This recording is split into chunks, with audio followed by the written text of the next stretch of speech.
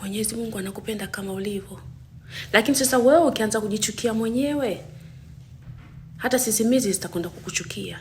Ukipita nje sisimizi zakimbia sema huyo kaja tena huyo mnuka kikojozi. Umenielewa? Lakini wewe ukianza kujipenda mwenyewe, ukitokezea, ukisema Mwenyezi Mungu amenibariki kwa mambo makubwa. Mimi ni mzuri, ni mrembo. Hata ukienda nje watu wanaona.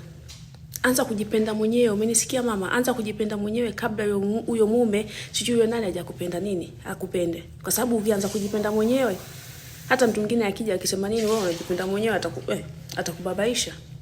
Na tena wale wenzangu na mimi wapalamia wazungu. Mimi nishawaambieni, achieni hao wazungu wasiona pesa, hao wazungu wakoko.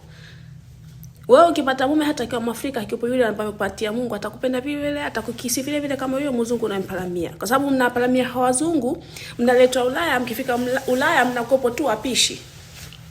Hamna kwa kwenda na mnakaa tu nyumbani kuanzia asubuhi mpaka jioni.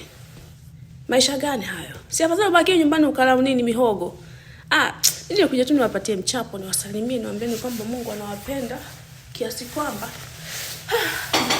anakupenda Mungu kiasi kwamba unashindwa upeleke wapi hayo mapenzi. Umenielewa?